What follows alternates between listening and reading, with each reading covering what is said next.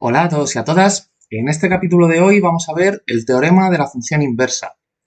Como ya venía avisando en capítulos pasados, pues ha llegado el momento de tratar funciones vectoriales de variable vectorial, porque hasta ahora en toda esta lista de reproducción, en la de cálculo multivariable, me he limitado a poner ejemplos y a tratar la teoría concerniente a las funciones escalares de variable vectorial, o sea, a funciones que son del tipo f de Rn a R, ¿vale? Entonces, como el espacio imagen son los números reales, pues entonces se les llama funciones escalares, porque dan un escalar, un número. Pero el capítulo de hoy y el tema que estamos tratando, el de la función inversa, solo aplica a funciones que son de este tipo, funciones vectoriales, y se les suele poner una barrita aquí encima o en la bibliografía, en algunos libros. Lo que se hace es que se remarca la función en negrita, ¿vale? Que es una manera que tienen los autores también de señalar que estamos hablando de un vector. Entonces, este tipo de funciones pues van de Rn a Rm, donde ahora el espacio de dominio es un vector y el espacio de salida es un vector también, que no tiene por qué coincidir la dimensión de uno con la de otro. O sea, podemos tener, por ejemplo, una función vectorial de x y de y, que sin embargo nos lleve a un espacio de dimensión 3. Pues, por ejemplo, que tengamos aquí x al cubo más y en la primera coordenada, en la segunda x por y y en la tercera, pues yo qué sé, seno de x. Entonces aquí tenemos un vector con tres coordenadas, pertenecería a un espacio R3, sin embargo el dominio es R2, ¿vale? Bueno, pues en concreto en el capítulo de hoy, este tipo de las funciones que vamos a tratar, las vectoriales de variable vectorial, van a ser funciones de Rn a Rn también, ¿vale? O sea, vamos a ir de un espacio vectorial al mismo espacio vectorial. El motivo es, bueno, esto lo vamos a ir viendo poco a poco a lo largo del capítulo. El motivo es técnico, es porque en un momento tiene que existir la inversa de una cierta matriz y solo existe la inversa de matrices cuadradas. Entonces, la única forma de que podamos organizar o construir matemáticamente todo esto es, pues eso, o sea, con espacios de la misma dimensión. Entonces, bueno, vamos a pasar a definir unas cositas previas antes de empezar la demostración, pero antes, que no se me olvide, lo que os quería decir es que el teorema de la función inversa tiene muchas formas de enunciarse, ¿vale? En concreto tiene una, que es la que yo voy a decir ahora, que es como una especie de trabalenguas, que en realidad no dice nada. Entonces, bueno, pues voy a soltarla ahora al principio para que durante el capítulo vayáis pensando, luego cuando lleguemos al final obviamente lo vais a entender, pero pues cuando hagamos toda la demostración del teorema de la función inversa, enunciaré al final del capítulo una de las formas que a mi juicio es más pedagógica para entender qué estamos haciendo ahora, aquí con esta demostración. Entonces, la que os decía, que es un trabalenguas, pues es que lo que nos dice el teorema de la función inversa es que el jacobiano la inversa del jacobiano de una función es igual al jacobiano de la función inversa. O sea, algo parecido a esto. Tenemos el jacobiano de una función vectorial, esto lo invertimos y esto es igual al jacobiano de la función inversa de la que teníamos, ¿de acuerdo? Entonces veis que, bueno, es una especie, parece un trabalenguas y en realidad, pues con esto, si te lo dicen, no te están diciendo nada. Así que vamos a ver de dónde sale todo esto y sobre todo cuál es la motivación para demostrar o para enunciar el teorema. Así que, como os decía, vamos a necesitar definir dos funciones. Una vamos a llamarla f. Esta función es una función vectorial que va a ir de Rn a Rn también. Y vamos a vamos a ponerla como que f vectorial depende de la variable x vector y como f también es un vector, pues tendrá una serie de coordenadas que serán función de estas x. Pues en concreto tendremos la primera coordenada como vamos a llamarla f sub 1, que es una función de x1, x2 y así hasta xn. Luego tendremos una segunda coordenada, vamos a llamarla f2, e igual esta función será de las x. O sea, esta segunda coordenada vendrá dada como una función de estas x.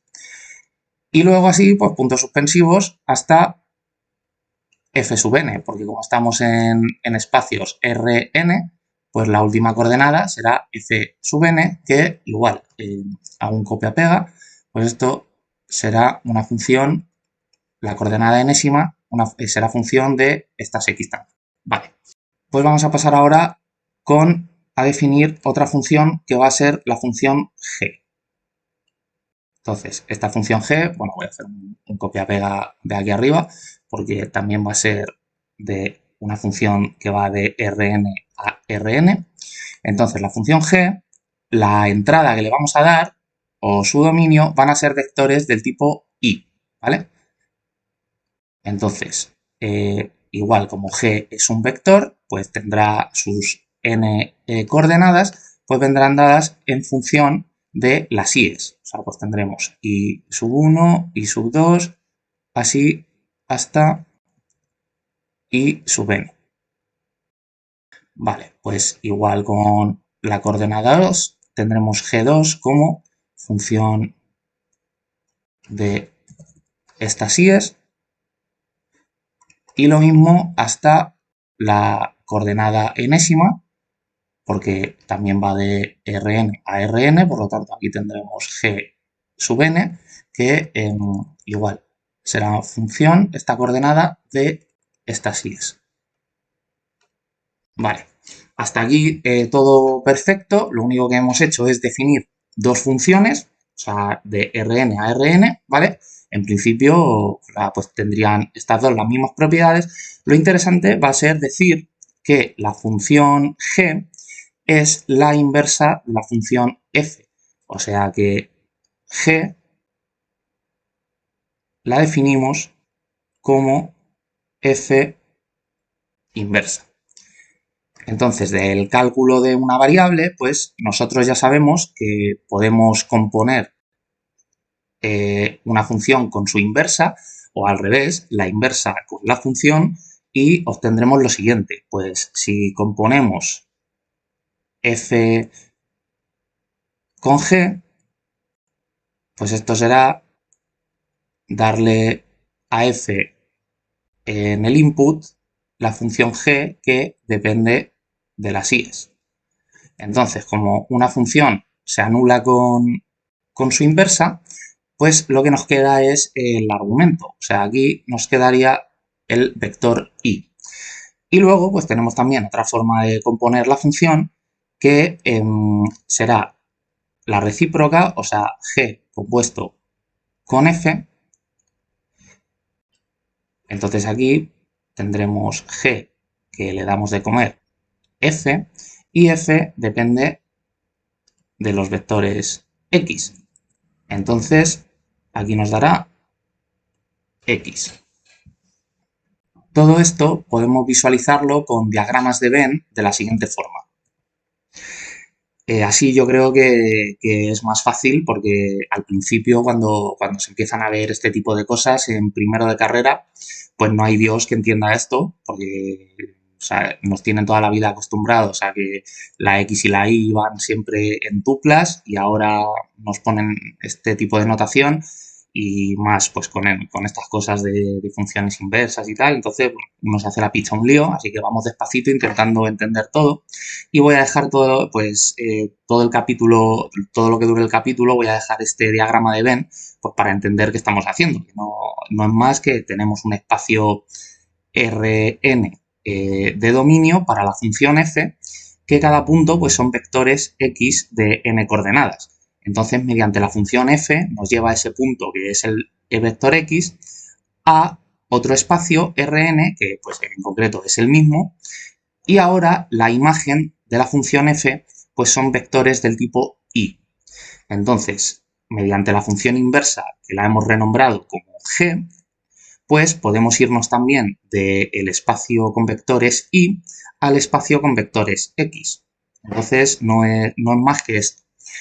Así que una vez visto el diagrama, para aclarar futuros cálculos, porque ya me he preparado yo el vídeo y sé que va a llegar un momento en el que esto se haga un poco lioso, pues en aras de ser lo más claro posible, esta f de la función f con entradas x vectorial nos va a devolver un vector y la función g vectorial con entrada y vectorial nos va a devolver vectores x.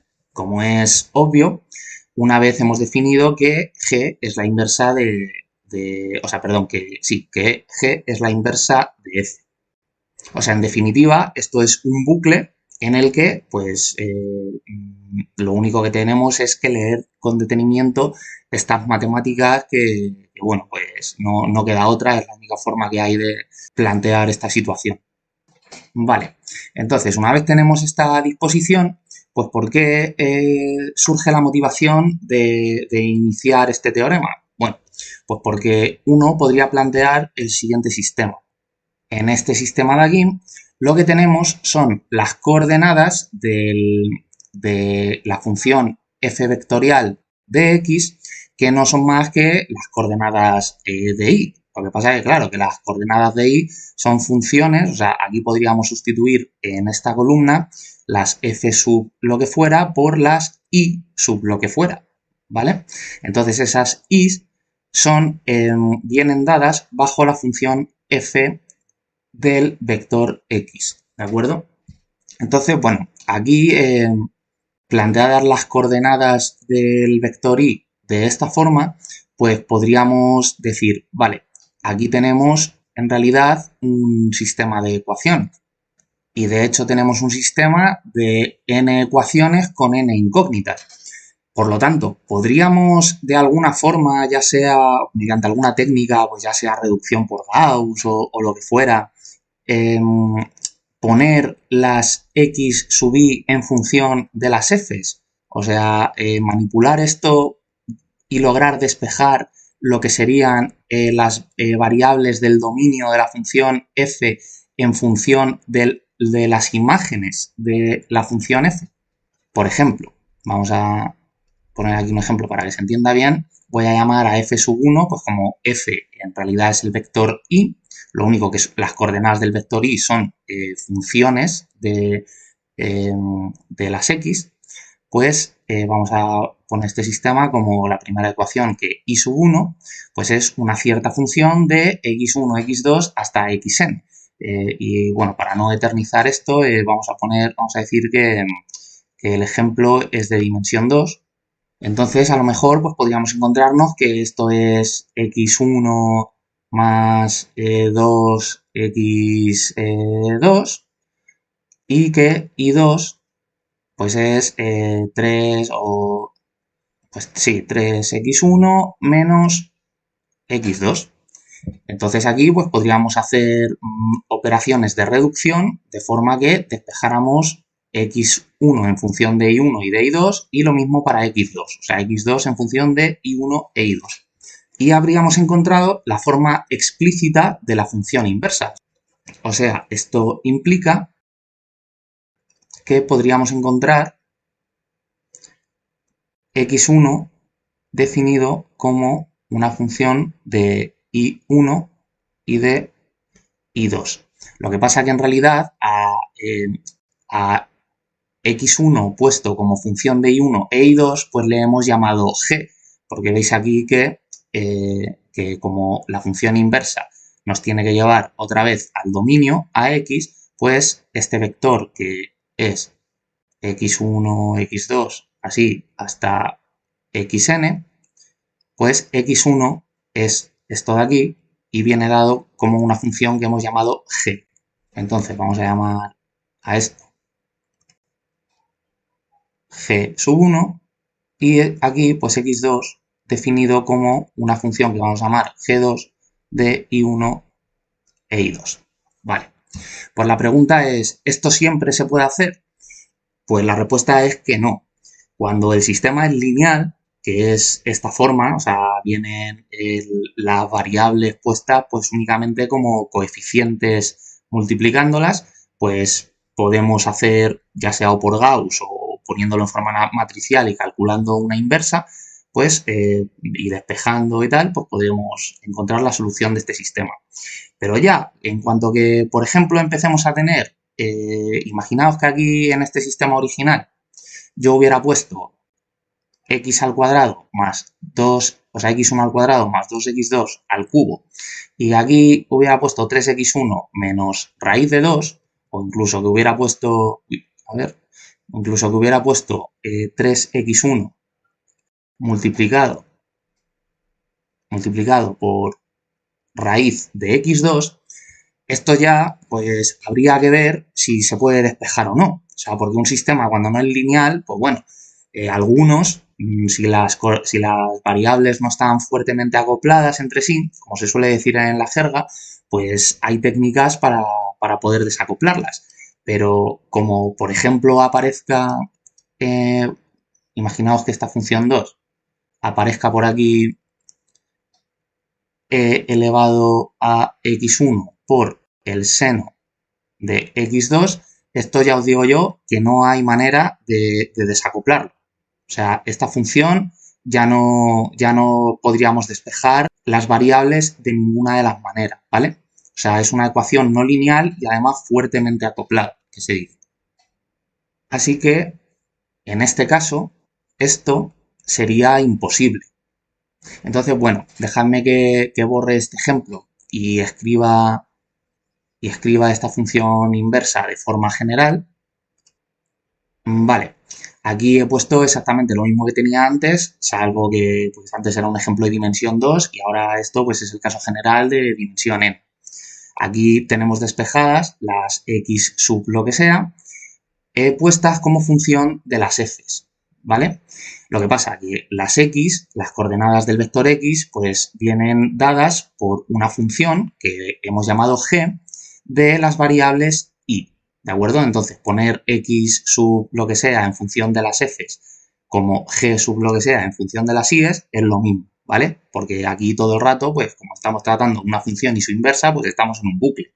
Entonces, la pregunta interesante que podemos hacernos es, en este caso en el que tengamos un sistema de ecuaciones fuertemente no lineal y fuertemente acopladas y no podamos obtener una forma explícita de la función inversa, ¿significa eso que no existe la función inversa? Pues la respuesta es que la función inversa sí que existe, aunque no podamos obtener una ecuación para ella explícita. Y de eso es de lo que trata la demostración del teorema de la función inversa. En concreto, lo que nosotros vamos a obtener son los valores de las derivadas de esa función inversa en un punto, más concretamente en un entorno de dicho punto. Entonces, si existen las derivadas evaluadas en un punto de la función inversa, tiene que existir la función inversa, aunque nosotros no podamos obtenerla de ninguna forma explícitamente. Entonces, vamos a pasar ya a la demostración. Y lo que vamos a hacer es coger esta composición, la de f con g, y hacer lo siguiente. Porque aquí nosotros podemos decir que, pues, en efecto, como la composición de f con g nos da i, pues nosotros podemos decir que la coordenada i sub i de este vector, pues esto, ¿a qué será igual? Pues si nosotros venimos aquí a la forma de la función f, este vector i es igual que poner i sub 1, i sub 2, así hasta i sub n. Entonces, i sub 1, por ejemplo, pues es esta coordenada de aquí. sea, I sub 1 es la imagen bajo la función f sub 1 de las coordenadas del vector x, o sea, de las x sub lo que sea, desde 1 hasta n.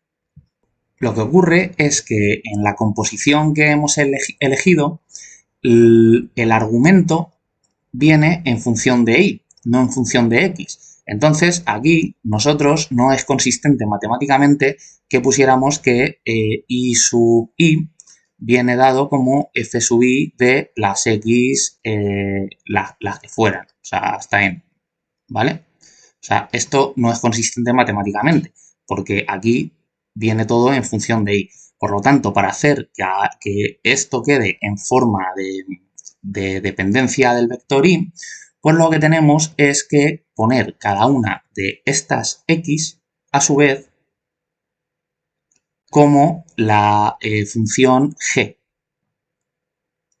Porque aquí exactamente igual, este vector x es x1, x2, así hasta xn. Entonces, pues, por ejemplo, x sub 1 es la imagen de la función g sub 1 cuando le damos de comer el vector i. Por lo tanto, tendremos que coger todas estas x, todas las x sub i, y definirlas como la función g sub i del vector i, o sea, de i1, i2 hasta in. He borrado, ¿vale? Para dejar sitio. Entonces hemos dicho que, como tiene que aparecer dependencia de la i, pues i sub i es f sub i, pero en vez de las x, pues pondremos las g's. O sea, g sub 1 de i1, i2 hasta in, y lo mismo con las demás. Vale, ya las copio del tirón para no tardar tanto. Entonces, ¿esto de aquí qué es? Pues esto es la composición de, o sea, todo esto que tenemos aquí no es más que la composición de f sub i con g, porque estamos haciendo f sub i de g de i, que es esto, ¿de acuerdo? O sea que podemos poner, en vez de el vector i completo como la composición de la función f vectorial completa con g completa, pues podemos separar la coordenada iésima del vector i como la composición de la función f iésima compuesta con g completa. Vale, pues ahora en el siguiente paso es donde esto ya se empieza a poner interesante. Porque, ¿qué ocurre si a nosotros nos diera por derivar esta composición, o sea, la de la coordenada iésima, puesta de esta forma, respecto a las variables i? Bueno, pues vamos a verlo. O sea, tendríamos que derivar parcialmente i sub i respecto a i sub j. Entonces esto sería la derivada parcial de i sub i, que es la composición esta de f sub i con g,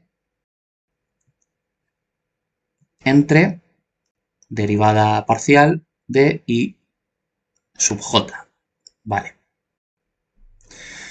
Pues aquí tenemos que aplicar la regla de la cadena, ¿vale? O sea, esto, bueno, se ve mejor si ponemos esta composición como f sub i de g de i y derivamos respecto de i, pues para derivar g hay que aplicar primero la regla de la cadena porque, perdón, para derivar f hay que aplicar primero la regla de la cadena porque f depende antes de x que de y, ¿vale? Entonces aquí pues tendremos derivada parcial de f sub i respecto a x, vamos a poner sub k, y ahora la derivada parcial de esta x sub k, lo que pasa que las x sub k vienen, son la imagen bajo la función g sub k, por lo tanto hay que poner aquí g sub k y ahora ya parcial respecto a y. Vale, pero aquí falta una cosa porque f sub i no depende de un único x sub k y tampoco hay un único g sub k que dependa de las i sub j. Esto lo que quiere decir es que al derivar parcialmente una función respecto a sus variables x sub k, pues lo que hay que hacer es la derivada parcial de la función respecto a una variable más la derivada parcial de la función respecto a otra variable, etcétera. Y como veis que aquí el índice k es mudo, o sea, va en esta x junto con esta g, pues esto lo que implica es que hay aquí un sumatorio. O sea, f sub i depende de varios x y luego hay varias g's que dependen de la i. Por lo tanto, vamos a hacer un hueco aquí para poner el símbolo de que aquí hay que sumar sobre el índice k. O sea, esto es un sumatorio desde k igual a 1 hasta n, pues porque hay nx y ng's, ¿de acuerdo? Y luego esto, aparte, para ponerlo como viene en los libros, como esta composición que hemos escogido, el argumento viene en función del vector y, pues las derivadas de f respecto de x, pues dará una función de x. Pero entonces aquí, a la hora de evaluar, pues sustituiríamos un x, o sea, un x, un punto como el que tenemos aquí, un punto del dominio correspondiente a un vector x, que serían pues n coordenadas.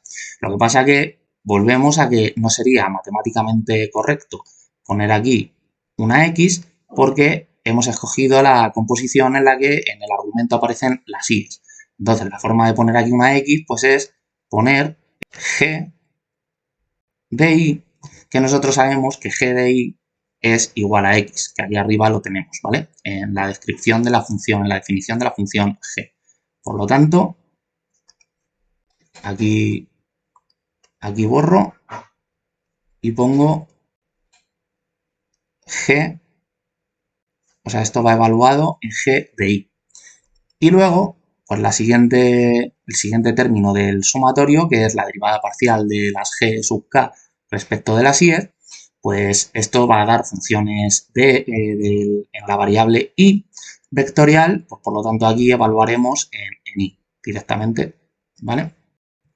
Y ya tenemos puesto esto como en los libros. Lo único que nos queda es darnos cuenta de qué es la derivada de y sub i respecto de y sub j, porque esto es como si tenemos, vamos a poner un ejemplo, esto es como si tenemos nosotros llamamos a z como z a una función de x y de y, ¿vale?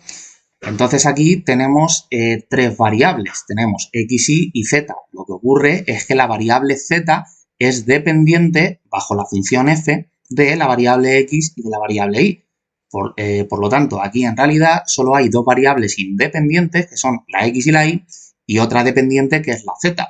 Por lo tanto, nosotros, esta función, pues podríamos derivar z respecto de x y nos daría lo que fuera, y podríamos derivar z respecto de y nos daría pues también lo que fuera. Pero si derivamos x respecto de y o y respecto de x, pues esto, ¿qué nos da? Bueno, pues como por definición x e y son variables independientes, significa que x ni depende de y ni y depende de x. Entonces, al derivar parcialmente una función, en este caso aquí x, respecto a una variable de la que no depende, pues esto nos da 0. Y lo mismo con la y. Si y no depende de x, pues al derivar parcialmente, pues nos da 0 también, porque todo lo que haya puesto como función, pues bajo una derivada parcial actuará como constante. Si no aparece explícitamente la coordenada respecto a la que se deriva. Entonces, bueno, pues tenemos claro que las derivadas de una coordenada respecto a otra son 0 y nos queda ver pues qué son las derivadas de x respecto a x e y respecto a y. Pues esto es muy fácil, esto es 1. Cada una de ellas, pues porque el numerador es lo mismo que el denominador, pues por lo tanto 1, ¿vale? Entonces, la forma de codificar esto se hace mediante un símbolo que se llama la delta de Kronecker, que se pone una delta aquí con los dos subíndices que están implicados, el i y el j. Aquí en el numerador es i sub i y en el denominador i sub j. Y esta delta de Kronecker, pues lo que nos dice es que dará 1 si i es igual a j, como en este caso, porque bueno, aquí estoy usando las variables x y, pero si llamamos a la x como x sub 1 y a la y como x sub 2, pues ya todo esto toma sentido, ¿vale? Y que será igual a 0 si y es distinto de j. Por lo tanto, esta derivada parcial, pues vamos a ponerlo aquí delante, esto es igual a la delta de Kronecker. Vale, pues aquí ya tenemos la ecuación más importante de todo el teorema de la función inversa. Lo que pasa que, pues lo que os decía antes, o sea, aquí hasta que no estéis hartos de zamparos libros de matemáticas, pues que os pongan esto es como que os estén hablando en chino. Así que vamos a poner un ejemplo de dimensión 2 a ver qué significa todo esto de aquí.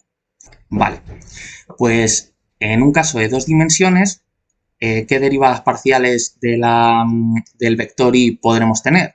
Bueno, pues podremos tener la derivada de i1 respecto a i1, la derivada de i1 respecto a i2, la derivada de i2 respecto a i1 y la derivada de i2 respecto a i2.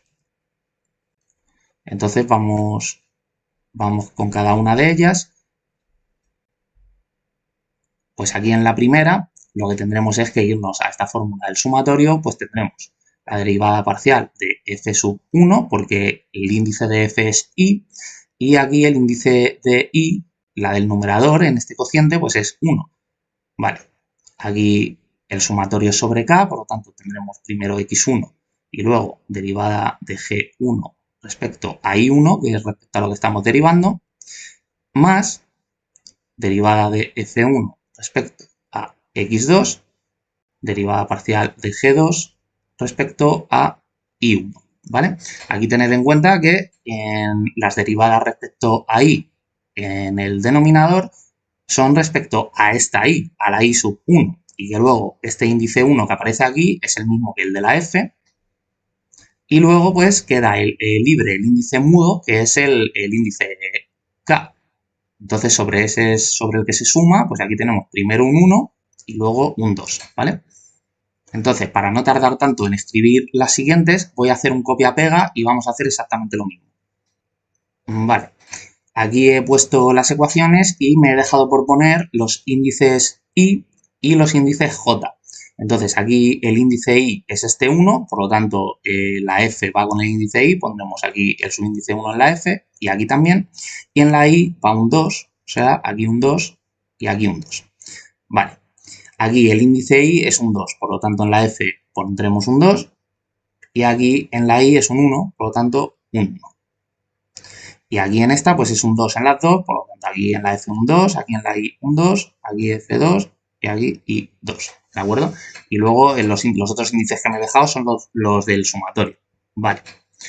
Entonces, esto de aquí hemos dicho que da 1, porque estamos dividiendo lo mismo, así que lo ponemos. Este de aquí abajo da 0. Este de aquí abajo da 0 también. Y este de aquí abajo da 1. Muy bien. Bueno, pues aquí lo que tenemos de forma codificada es un producto de matrices. Esto es lo que os decía, que hasta que no estéis hartos de ver este tipo de ecuaciones, pues a la primera, pues a lo mejor os cuesta un poquito, luego ya lo veréis enseguida. Pero vamos, generalmente cuando hay así en reglas de la cadena, cuando hay un sumatorio sobre índices así cruzados, que uno está en el denominador de una y otro y el mismo índice en el numerador de la otra, pues esto es el esquema general de un producto de matrices, ¿vale? Entonces, podemos poner esto de la siguiente forma. Vale, aquí la tenemos. Daos cuenta que este 1 de aquí es este 1 de aquí y todo esto reproduce este producto de matrices. Pues vamos con el primero. Tenemos parcial f sub 1 x sub 1, que es este de aquí, por este, que es g sub 1 y sub 1, es el factor de al lado, más f sub 1 x sub 2, que es este de aquí, por g sub 2 y sub 1, por este, ¿vale? O sea que veis que va, si vais con este 0 de aquí, es este de aquí al lado, ¿vale? Pues veis que va reproduciendo todo el producto de matrices. Y ahora es lo importante, porque todo este cálculo, repito, lo hemos hecho teniendo en cuenta de que la función g no podemos obtenerla de forma explícita, ¿de acuerdo? O sea, no hemos podido despejar en el sistema de ecuaciones formado por la función f, porque alguna de las funciones pues era complicado, por lo que sea, ¿vale? Pero si aquí multiplicamos por la inversa de esta matriz a ambos lados del igual por el lado izquierdo, pues tenemos esto. Tenemos esta matriz, la inversa, igual a esta otra.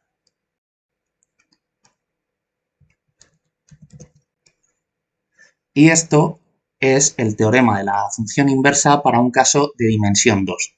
Porque aquí lo que nos está diciendo es que si nosotros no conocemos la forma explícita de la función g, y claro, si no conocemos cómo es la función g, pues tampoco sabremos cuál es la forma explícita de sus derivadas.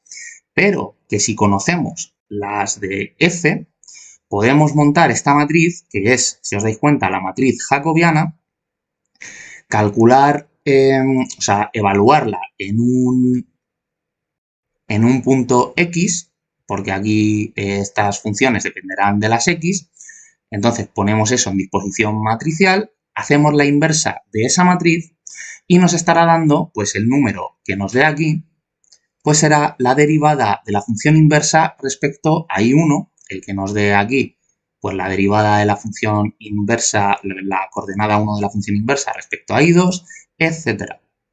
En definitiva, podemos no conocer la función g ni su función derivada, o sea, vamos, las derivadas de las coordenadas de g respecto a las variables, que este teorema nos garantiza que al menos eso lo podremos saber.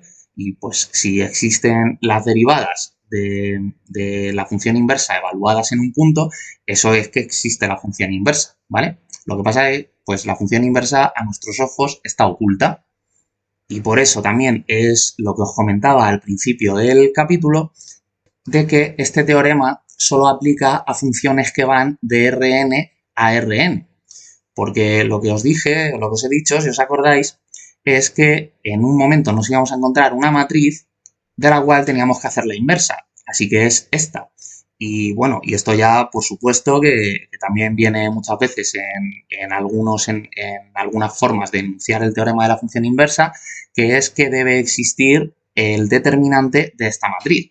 Entonces, claro, o sea, eso por supuesto. O sea, si no existe el determinante de esta matriz jacobiana, eso implica automáticamente la no existencia de la función inversa. O sea, no podemos obtener ni siquiera el valor de sus derivadas, ¿vale? Y bueno, aquí se me ha olvidado poner que esto, claro, obviamente hay que evaluarlo en un punto, y el punto en el que se evalúan estas primeras derivadas pues es un punto X que vendrá dado como como G de I y el de esta matriz pues es directamente un I. Vale, entonces lo que voy a hacer a continuación pues es borrar todo esto de aquí, colocar esto un poco y poner la forma matricial de este teorema para el caso de dimensión n y luego comentaré un ejemplo particular en el que es interesante el teorema de la función inversa. Vale, he recolocado esto un poco. Si os dais cuenta, he subido aquí arriba lo de que g es la función inversa de f, ¿vale? Y sus dos posibles composiciones. Y luego, por aquí abajo, pues el camino a la deducción de la ecuación de la matricial de la función inversa. Entonces, su forma matricial, pues viene dada así, la de esta ecuación. Viene dado, pues, como la delta de Kronecker de dimensión n, que es una matriz identidad, ¿vale? Igual al producto de estas otras dos, que si os dais cuenta, pues eso, son las matrices jacobianas, pues tanto de f como de la función inversa. Aquí, si volvemos a hacer lo mismo, de llevarnos al lado izquierdo del igual esta matriz como su función, o sea, como su matriz inversa, vale, así nos quedaría. Y esto, pues bueno, como os estoy diciendo que son las matrices jacobianas, bueno, no es que os lo estoy diciendo, sino o sea, lo podéis comprobar vosotros viéndolas, pues esto es una forma de enunciar el teorema de la función inversa, que es la que os comentaba al principio del vídeo, que tampoco es que dijera nada. Pues bueno, pues espero que ahora al menos entendáis por qué esa definición, que es que la matriz jacobiana de la función f, pero la matriz jacobiana invertida, ¿vale? Y esta evaluada en G de I es igual a la matriz jacobiana de la función inversa, o sea, de f a la menos 1 evaluada en I. Vale, pues habríamos terminado. Lo que voy a hacer es borrar bastante, dejándome solo las principales ecuaciones. Voy a enunciar el teorema de la función inversa, la definición que a mí más me gusta, y luego vamos a pasar a ver un ejemplo. Vale, pues paso a enunciar el teorema. Lo que nos dice es que siempre que el determinante de esta matriz jacobiana sea distinto de 0 en un punto, ¿de acuerdo? O sea, en un punto, este de aquí es un punto x0, vector, pues siempre que exista ese determinante jacobiano, o sea, perdón, ese determinante de la matriz jacobiana, que se le llama el jacobiano, aquí en un punto, que esto lo que significa es, este es el punto x sub 0, y aquí hacemos la matriz jacobiana de la función y el determinante es no nulo, pues esto implica que existe una función g que va a ser la inversa de la función f, que en un entorno de su dominio, o sea, en un entorno de un punto i sub 0 aquí, o sea, en un entorno, vamos a marcarlo así de esta forma, y entonces esto implicará que también ocurrirá lo mismo en un entorno por aquí. Lo de que todo esto sea en un entorno es porque cuando las funciones son diferenciables, pues los puntos vecinos o los puntos cercanos en una vecindad, en un entorno diferencial de un punto, heredan las propiedades de ese punto, ¿vale? Entonces, si no nos vamos muy lejos, pues la función no tiene por qué, si es diferenciable, sufrir cambios bruscos y los puntos cercanos en esa zona, o sea, ese entorno, pues si en el punto se puede el determinante de la jacobiana es distinto de 0, en el resto de puntos pues no tiene por qué ocurrir lo contrario, ¿vale? Bueno, entonces, ¿por dónde me he quedado? Por aquí, que existe la inversa en un entorno y tal y cual. Entonces, podremos encontrar, y aquí subrayado, el valor de las derivadas de la función inversa, aunque no podamos encontrar una ecuación explícita para la función inversa y para la derivada de la función inversa. O sea, bueno, aquí tendría que haber puesto las derivadas de G sub I respecto a IJ, ¿vale? Porque es una función vectorial de variable vectorial, ¿vale? Entonces aquí con lo de el valor, pues me refiero a lo que os estaba diciendo antes, que en la matriz jacobiana de F, o sea, de la que depende de las variables X, pues luego al final hay que sustituir porque la función G, pues en principio la desconocemos, ¿vale?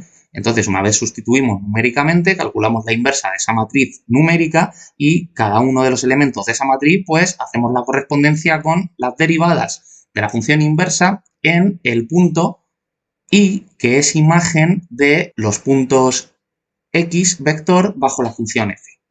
¿De acuerdo? Vale, pues vamos a pasar ahora con el ejemplo. Vale, entonces, el ejemplo que vamos a ver va a ser el cambio a coordenadas polares.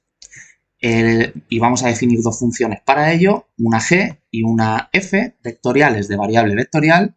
Ahí voy a borrar esto que se me ha olvidado, me he dejado el índice sub 0 por ahí.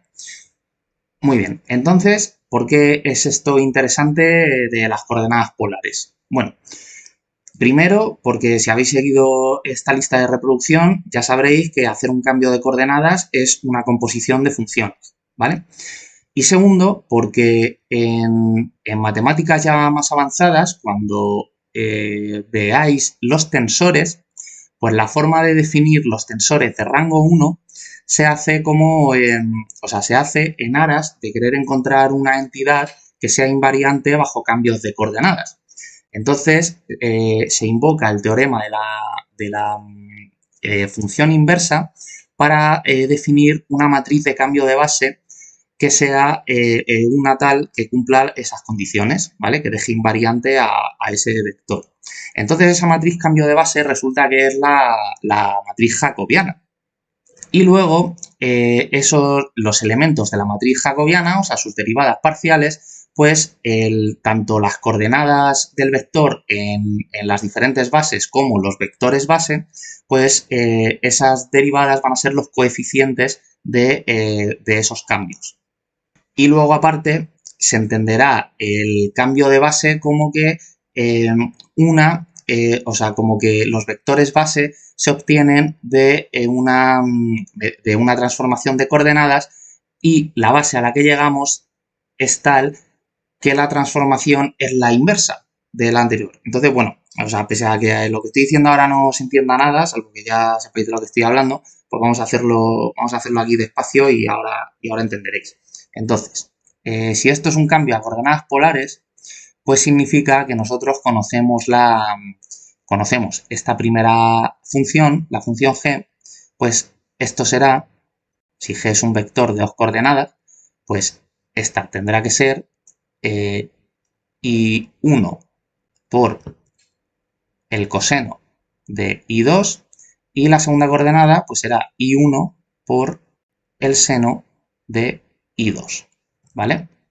Entonces, nosotros ya sabemos que aquí lo que estamos definiendo es I1 como R e I2 como teta. O sea, esta transformación es R coseno de teta, R seno de teta, donde igual que aquí arriba, pues la función g nos va a llevar del espacio con puntos y vector a el espacio con puntos x vector. Por lo tanto, esto de aquí, pues no es más que esta coordenada es x sub 1 y esta coordenada de aquí es x sub 2. Y aquí, pues en esta notación, esto es x y esto es y, como es el cambio de coordenadas a polares, ¿vale? Entonces, bueno, aquí vamos a partir de que no conocemos cuál es la función inversa, aunque voy a dejarla escrita por aquí. Voy a ponerlo en color rojo porque simbolizando como que, cuidado, que esto nosotros lo desconocemos, ¿vale? Entonces, el vector f pues tendrá dos coordenadas y la primera será raíz de x1 al cuadrado más x2 al cuadrado y la segunda coordenada será arco tangente de x2 entre x1. Vale. Y esto, puesto con las variables con las variables x e y, pues es raíz de x al cuadrado más y al cuadrado y arco tangente de y entre x. Vale. Entonces ya hemos visto que el vector y venía dado como la composición de f con g, ¿vale? Entonces, eso voy a escribirlo del tirón, ¿vale? Muy bien. Aquí lo único que hemos hecho es en f, en la función f, pues en las x sub 1 meter g sub 1 y en las x sub 2 meter g sub 2. ¿De acuerdo? Es este carro que he puesto aquí. Entonces, si esto es correcto, pues nos tiene que dar el vector y, o sea, nos tiene que dar y1 y 2, que nosotros sabemos que ese vector, pues son las coordenadas r y θ.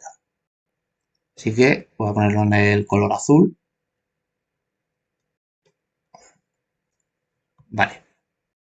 Podemos comprobarlo de la siguiente forma. O sea, nosotros sabemos que estas Gs de aquí son G sub 1 es R coseno de θ y aquí también R coseno de θ y G sub 2 es R seno de θ y aquí igual R seno de θ. Entonces, la función f1, porque digo, esto nosotros pues podemos comprobarlo porque sabemos en realidad cuál es la función inversa, ¿vale? El teorema tiene gracia pues cuando nosotros no sabemos cuál es la función inversa, pues porque si no derivamos directamente esta función. Entonces veis que aquí pues es la raíz cuadrada de esto, por lo tanto tenemos la raíz de r coseno de θ al cuadrado más r seno de θ al cuadrado. Aquí, por la identidad de que coseno al cuadrado más seno al cuadrado es 1, sacaríamos r y tal y nos queda r en la primera coordenada, por lo tanto estamos en lo cierto. Y aquí en esta, pues como la función es arcotangente de r seno de θ entre r coseno de θ, pues bueno, esta r se cancela y nos queda el arcotangente de la tangente, que como son funciones inversas, pues nos da el argumento que es θ, ¿vale? O sea, todo esto para que veáis que tiene sentido, porque si lo hago directamente del tirón contando con que desconociéramos completamente la función f, pues a lo mejor queda demasiado oscuro y no se entiende bien, ¿vale? Pero bueno, esto lo voy a borrar ahora. Ok, entonces, utilizando la fórmula que tenemos aquí arriba, la de las derivadas parciales, la delta de Kronecker y tal, pues nos queda esto. Vale, esto de aquí sería la delta de Kronecker, ¿vale? La delta de Kronecker y J. Y entonces nos daría una ecuación matricial de la siguiente forma. Vale, hasta aquí todo muy bien. Tendríamos que la identidad es igual al producto de estas matrices jacobianas, ¿vale? Entonces nos llevamos la de la función que nosotros conocemos, que es g en este caso, o sea, lo que cambia en este ejemplo respecto de la teoría que he impartido en este capítulo, es que en toda la teoría que hemos visto nosotros conocíamos la función f y hemos definido g como la inversa de f, y ahora en este ejemplo pues nosotros conocemos g y hemos definido f como la inversa de g, ¿vale? Pero no cambia nada, o sea, entonces nos la llevamos al lado izquierdo y nos queda esto. Entonces, lo bueno de esto es que aquí, si nosotros hacemos lo que ya sabemos, que es llamar a la imagen de la función g como x, porque son funciones de la variable y vectorial, pero cada una de las coordenadas, pues esta primera es x sub 1, esta primera es x sub 2, como es normal porque mediante la función g, las i's nos las llevamos a la x. Por lo tanto, esto de aquí es el vector x, ¿vale? Bueno, no pongo ya x1, x2 porque ya está puesto aquí. Y luego, esta función f, pues al ser la inversa de g, pues esta lo que es la función y. Aquí podemos verlo que esta pues, es esto de aquí. Hemos visto que es R, o sea, lo he borrado, pero bueno, esto hemos dicho que era R y esto de aquí era teta, pero R y teta pues son I sub 1 e I sub 2. Entonces, aquí esto es I sub 1 y esto de aquí es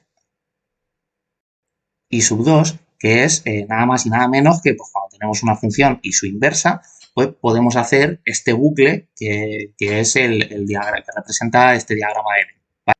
Y lo que estoy queriendo decir con esto es que podemos llamar a las f sub i como las i sub i, ¿vale? O sea, estas funciones que son las funciones f sub i, son las i sub i, y podemos llamar a las funciones g sub i, podemos llamarlas como x sub i. Entonces, las i sub i eran, las i sub i son r y teta, o sea, i sub 1 es r e i sub 2 es teta, y las x sub i pues son x1 es x y x2 es y. ¿Vale? Entonces, al traducir esto en esta matriz jacobiana, esto implica que g sub 1 pues es x sub 1, que es x. O sea, tendríamos la derivada parcial de x y y sub 1 es r. Por lo tanto, derivada parcial de r. G sub 2, pues G sub 2 es x sub 2, que es y. Por lo tanto, aquí tendremos y y sub 1 hemos dicho que es r. Por lo tanto, tendremos esto. Y con las otras dos, pues igual, aquí hemos visto que es G sub 1 es x y y sub 2 es teta, por lo tanto, aquí teta, y luego G sub 2 es y y sub 2 teta. Vale, pues esta es esta primera matriz. Lo único que he puesto pues con las coordenadas, en vez de como con las funciones. Vale, pues la segunda será esta siguiente. F, pues F1 es I sub 1, que es R. Por lo tanto, tendremos derivada de R y X sub 1 es X. Vale, F sub 1 es R y X sub 2 es Y. Vale, F sub 2 es I sub 2, que es teta. Por lo tanto, aquí tenemos teta, X sub 1 es X y X sub 2 es Y. Así que aquí teta, Y. Y hemos encontrado que la inversa, ¿esto para qué sirve? Pues de forma teórica, porque podríamos encontrarnos con esta matriz jacobiana y decir, bueno, si evaluamos esto en un punto y calculamos la inversa, pues nos da otra matriz. Pero si yo tengo esto puesto de forma teórica y quiero calcular la inversa de esta matriz, ¿eso qué nos da? O sea, ¿qué significa poner aquí de forma explícita el determinante de esto por la traspuesta de la adjunta de esta matriz? O sea, eso es un lío horrible. O sea, sin embargo, aquí, por el teorema de la función inversa, hemos descubierto que la inversa de esta matriz es simplemente dar la vuelta a los cocientes y transponer. Y esto, pues lo que os digo, la forma de definir tensores de rango 1, pues se hace en concreto, por ejemplo, en un cambio de coordenadas polares, donde una base es la base canónica y otra base es la base polar, pues se entiende una base y la otra como la que viene dada por una transformación de coordenadas y su transformación inversa. Entonces, la matriz de cambio de base es el jacobiano y pues a la hora de calcular los vectores de la base y luego las coordenadas, pues se hace con estas matrices y luego las coordenadas pues con la inversa traspuesta. Y así es como se definen los tensores. Así que nada, ya con esto. Bueno, y claro, y se me olvidaba que esto, bueno, en el caso de las coordenadas polares, porque conocemos cuál es la transformación inversa, pero en el caso de que quisiéramos definir un tensor una base de un tensor de rango 1 mediante un cambio de coordenadas y no pudiéramos pues por eso, porque la forma de esa transformación es no lineal y fuertemente acoplada, pues no hace falta que conozcamos la función inversa, sino que simplemente pues nos vamos a un punto, calculamos la base en un punto. Como la matriz del cambio de base son estas derivadas, pues hacemos la inversa de esta matriz, que sí que la conocemos, la evaluamos en un punto y obtenemos la otra, y todo el rato pues podemos hacer el cambio de base de punto a punto sin tener la transformación inversa de las coordenadas de forma general.